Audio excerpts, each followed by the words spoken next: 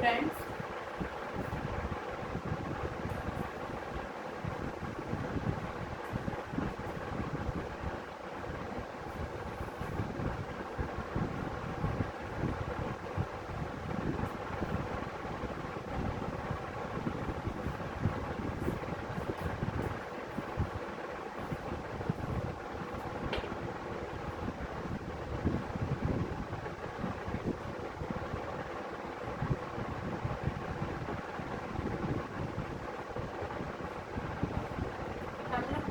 कर रहे थे अबाउट एमिनो एसिड।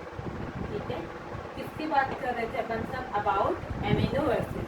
तो कल अपन ने पढ़ा था एमिनो एसिड क्या होते हैं, उनकी स्ट्रक्चर क्या होती है।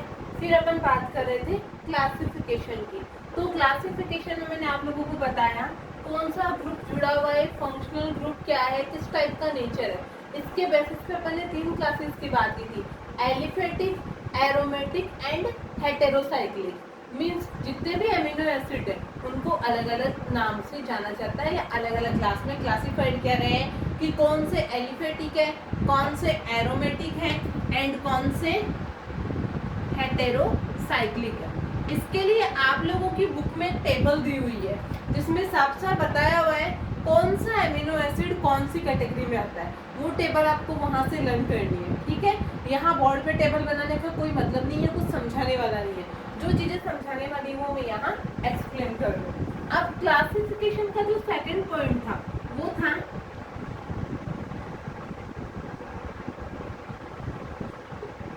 क्लासिफिकेशन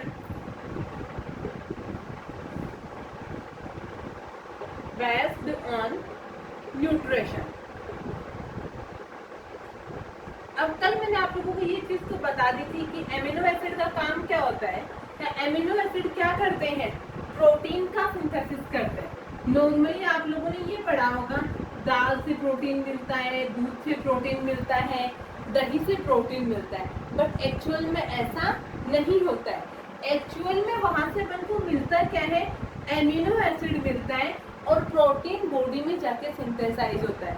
कैसे सिंथेसाइज होता है वो भी अपन आगे बात करेंगे।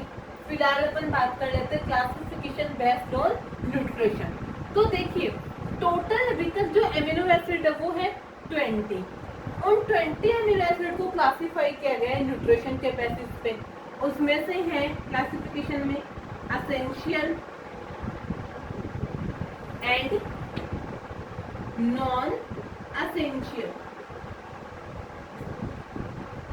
ठीक है, दो टाइप के अमीनो एसिड है, essential amino acid and non essential amino acid.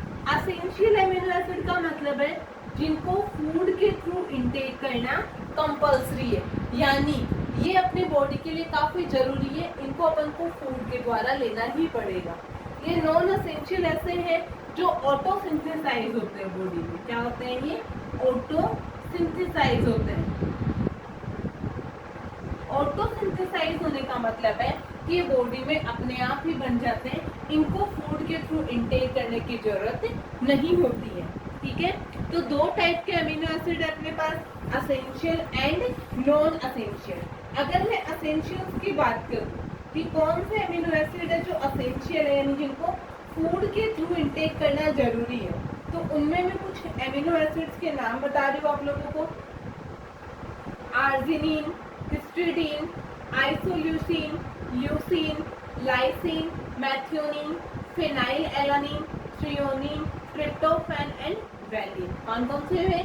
Arginine, histidine, isoleucine, leucine, lysine. फिर से बता रही हूँ, histidine, arginine, isoleucine, leucine, lysine, methionine, phenyl alanine, threonine, tryptophan and valine. ये 10 एमिनो एसिड ऐसे हैं जो कि क्या किए जाते हैं? फूड के थ्रू इंटेक किए जाते हैं, और बाकी के जो 10 बच्चे वो नॉन एसेंशियल होते हैं जिनका बॉडी में सिंथेसिस हो जाता है। ठीक है, अब आगे अपन बात करते हैं फिजिकल प्रॉपर्टीज की।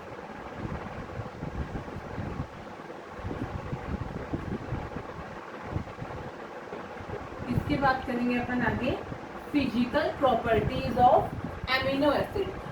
तो फिजिकल प्रॉपर्टीज की मैं बात करूं तो आप लोगों को पता है इनमें NH2 ग्रुप भी है, COOH ग्रुप भी है। मीन्स ये एसिड के साथ भी रिएक्शन कर सकते हैं, ये बेस के साथ भी रिएक्शन कर सकते हैं। इनके पास एसिड और बेस दोनों है, इस वजह से इनको अपन क्या बोलते हैं,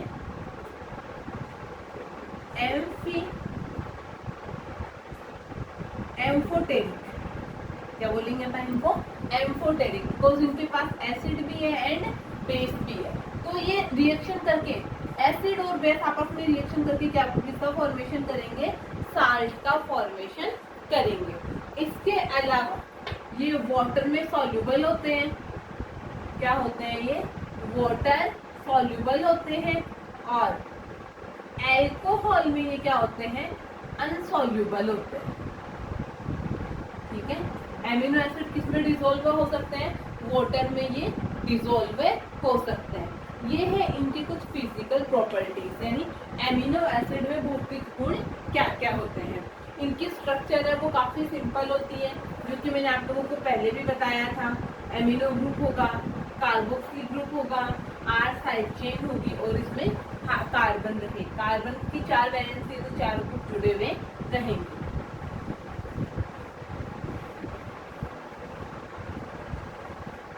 अब अपन बात करेंगे केमिकल प्रॉपर्टीज की।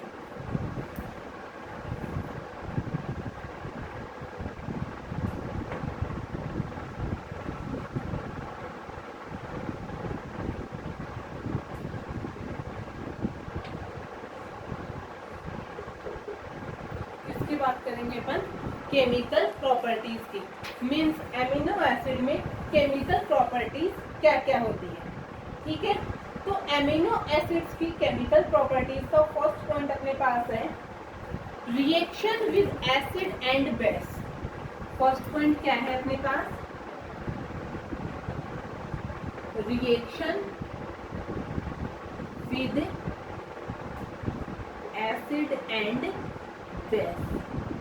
ठीक है, reaction with acid and base का क्या मतलब है, देखिएगा।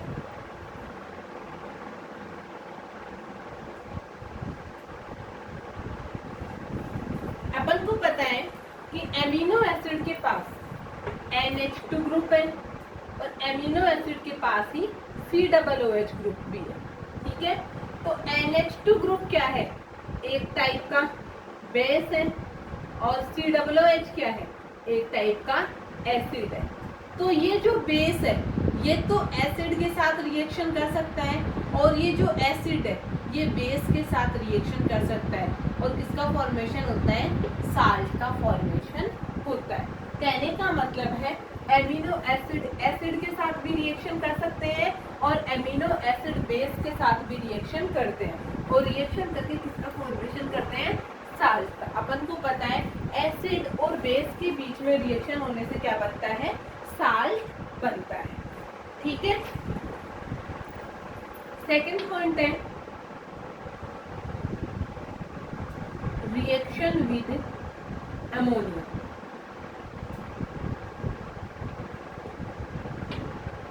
सेकंड पॉइंट क्या है, रिएक्शन विद अमोनिया। तो अमोनिया के साथ रिएक्शन करके, यानी amino acid plus ammonia reaction करके बनाते हैं एमाइड।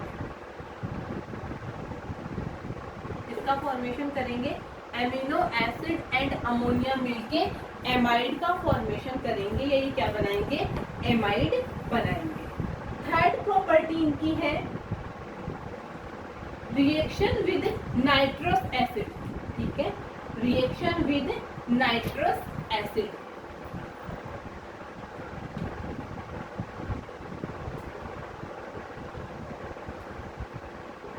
नाइट्रस एसिड का फॉर्मूला होता है HNO2।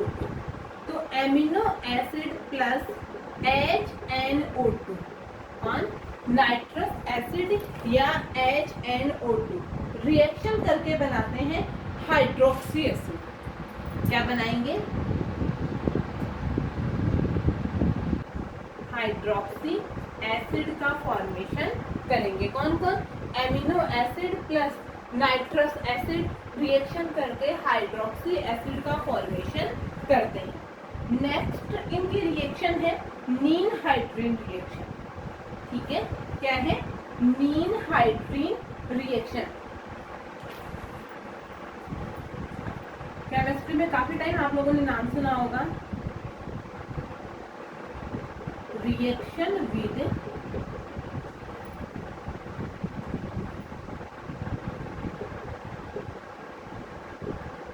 नीन हाइड्रीन। ठीक है, नेक्स्ट क्या है? रिएक्शन विद नीन हाइड्रीन। तो नीन हाइड्रीन से रिएक्शन करके यानी एमिनो एसिड प्लस नीन हाइड्रीन रिएक्शन करके बनाते हैं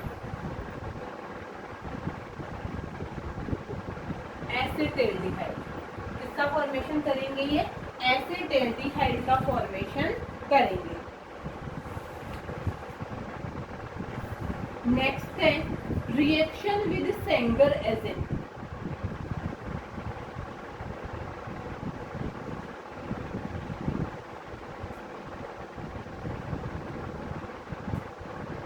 ठीक है, ये क्या करते हैं? सेंगर एजेंट के साथ रिएक्शन करते हैं और एक मिक्स कंपाउंड का फॉर्मेशन करते हैं। इसके अलावा एल्डिहाइड से भी रिएक्शन करते हैं। ठीक है, और क्या करते हैं? मिथाइलिन का फॉर्मेशन करते हैं। फिफ्थ है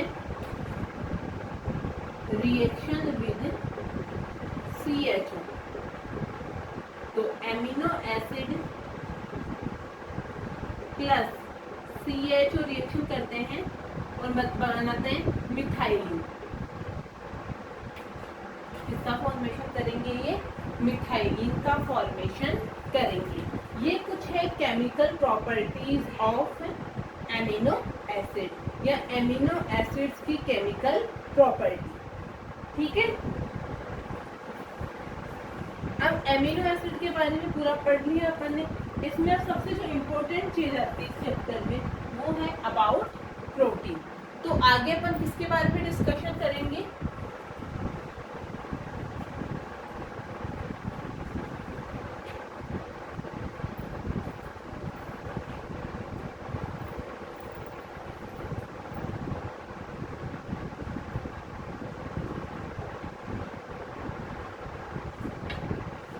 नेक्स्ट टॉपिक अपना है इसी यूनिट का प्रोटीन।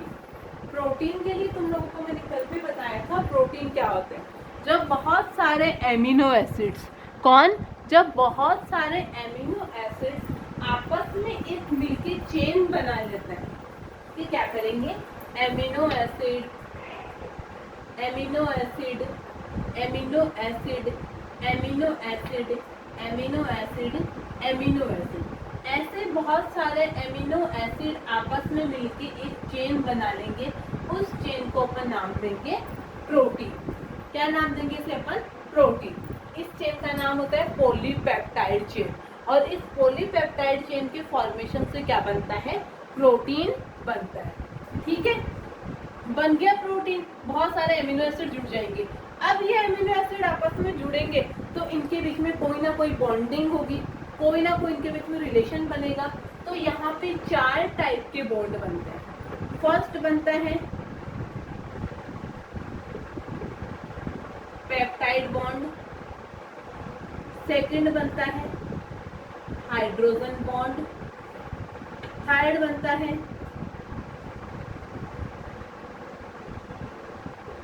Covalent bond. ठीक है, एक बनता है हाइड्रोफोबिक बॉन्ड और एक कभी कभी बनता है आयनिक बॉन्ड। ठीक है, एमिनो एसिड जब प्रोटीन का फॉर्मेशन करते हैं तो टोटल इतने टाइप के बॉन्ड बनते हैं। कौन कौन से बॉन्ड बनेंगे देखना जरा। कौन कौन से बॉन्ड बनेंगे? पेप्टाइड बॉन्ड, हाइड्रोजन बॉन्ड, ठीक है, hydrophobic bond, covalent bond and ionic bond. अब कौन सा बॉन्ड किस किस के बीच में बनता है अपन वो बात करेंगे। ठीक है,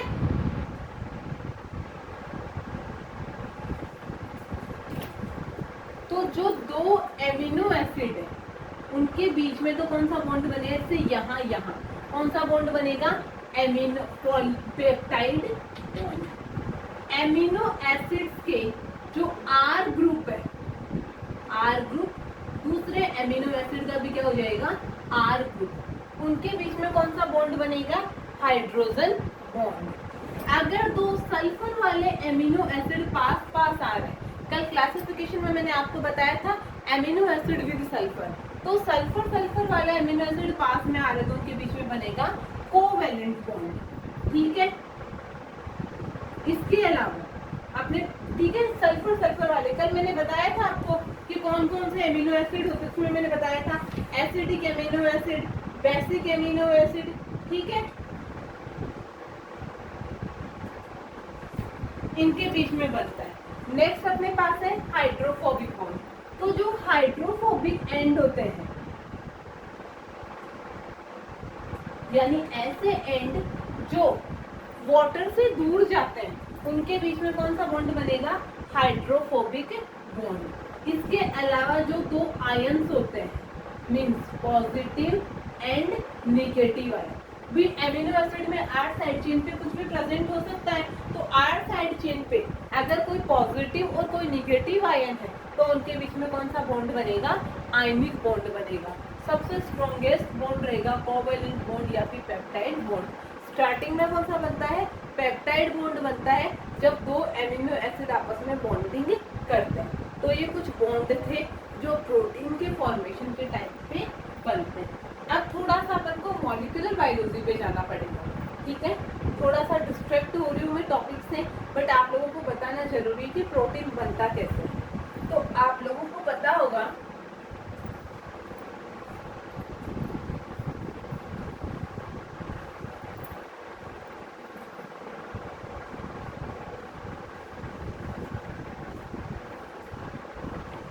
आप लोगों ने नाम सुना होगा सेंट्रल डोग्मा का।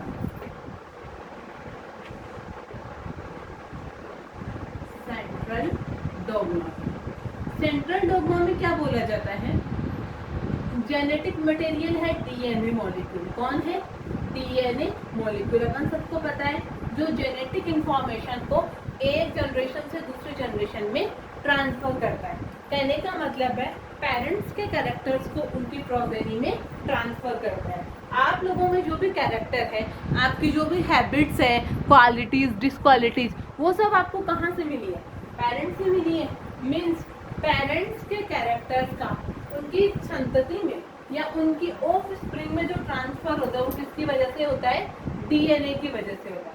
अब डीएनए में कुछ कैपेसिटी होती है, डीएनए क्या कर सकता है, अपनी एज यूजुअल कॉपी बना सकता है। तो डीएनए से डीएनए का बनना क्या कहलाएगा, replication.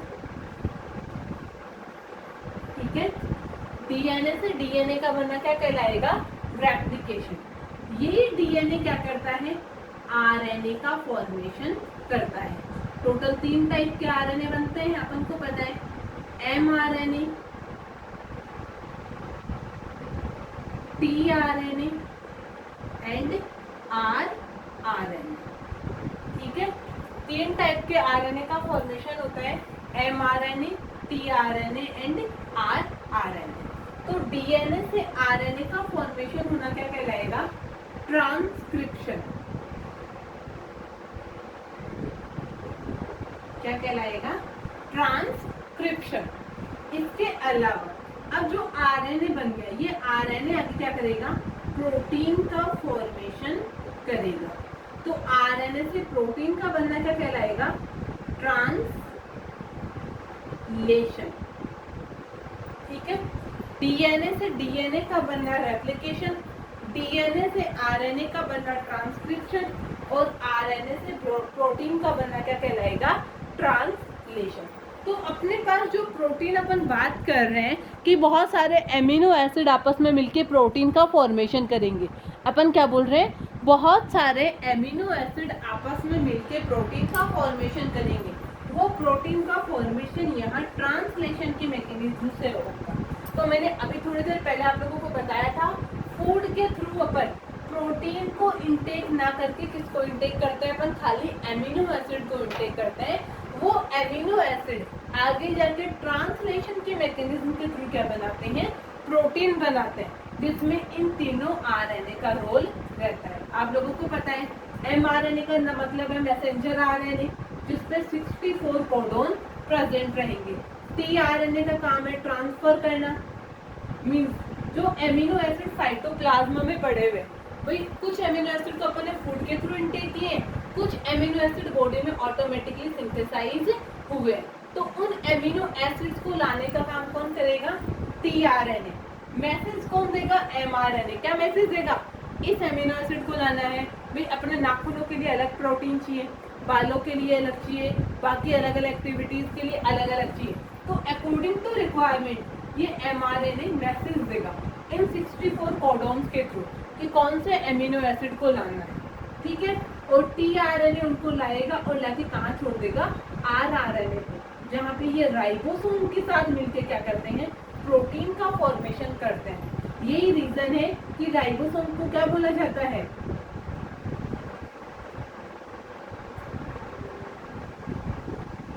Factory of protein. Ribosome को अपन क्या बोलते हैं, फैक्ट्री ऑफ प्रोटीन। मीन्स एक ऐसा सेल ऑर्गन है जहाँ पे प्रोटीन का फॉर्मेशन होता है। जैसे अपन माइटोकॉन्ड्रिया को बोलते हैं power house of cell, lysosome को बोलते हैं सुसाइडल बैग। क्या बोलते हैं, सुसाइडल बैग। ऐसे ही राइबोसोम को क्या बोला जाता है, फैक्ट्री ऑफ प्रोटीन। तो जो प्रोटीन अपने पास बना है वो किस मैकेनिज्म से बना है, ट्रांसलेशन के थ्रू बना है। ये वाली पूरी प्रोसेस है सेंट्रल डोम। यहाँ पे कई बार क्या होता है, जो आरएनए बना है वो वापस से डीएनए में कन्वर्ट होने लगता है, जिसे अपन बोलते हैं reverse transcription.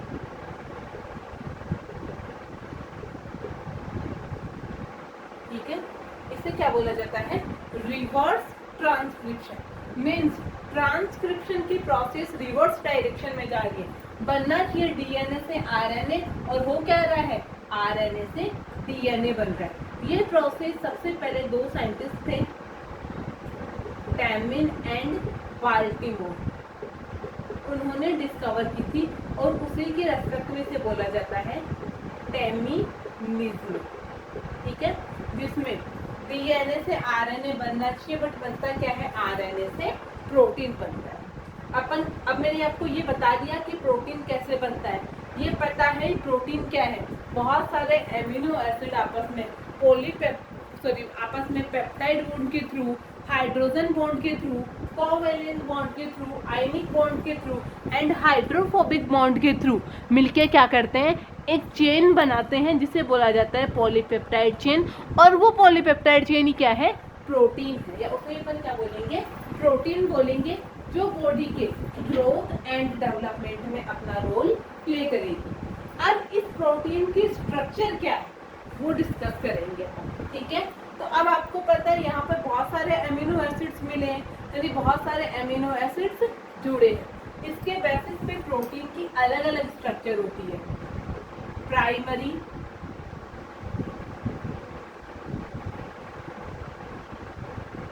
Secondary, tertiary and quadri. प्राथमिक संरचना, द्वितीयक संरचना, तृतीयक संरचना और चतुर्थ संरचना। Primary, secondary, tertiary and quadri, ये चार स्ट्रक्चर होती है। अब ये चार स्ट्रक्चर किस बेसिस पे होगी, एमिनो एसिड कैसे जुड़ रहे हैं, उनकी बॉन्डिंग है कैसे है, कौन सा ग्रुप कैसे जुड़ रहा है, पॉलीपेप्टाइड चेन कैसे बन रही है, इसके बेसिस पे अपन प्रोटीन की अलग अलग स्ट्रक्चर पढ़ेंगे। अगर मैं बात करूँ सबसे पहले प्राइमरी स्ट्रक्चर की, तो जब एमिनो एसिड एक सीधी लाइन में जुड़ते जाते हैं, एक लीनियर सीक्वेंस में जुड़ते जाते हैं ऐसे, तो कौन सी स्ट्रक्चर का फॉर्मेशन होता है, प्राइमरी स्ट्रक्चर का फॉर्मेशन होता है, जहाँ पे दो एमिनो एसिड्स के बीच में क्या रहेगा, पेप्टाइड बॉन्ड रहेगा। यानी दो एमिनो एसिड्स किससे जुड़े हुए रहेंगे, पेप्टाइड बॉन्ड से जुड़े हुए रहेंगे। तो सबसे जो सिंपलेस्ट स्ट्रक्चर है, ये जो सबसे पहले बनने वाली स्ट्रक्चर है, वो होती है प्राइमरी स्ट्रक्चर जिसमें एक एमिनो एसिड्स की पॉलीपेप्टाइड चेन का लीनियर सीक्वेंस आता है। कौन सा सीक्वेंस आता है? लीनियर सीक्वेंस आता है। आगे आती है सेकेंडरी, टर्सरी एंड क्वार्टरी स्ट्रक्चर। तो प्रोटीन की जो सेकेंडरी स्ट्रक्चर है वो दो साइंटिस्ट ने दी थी,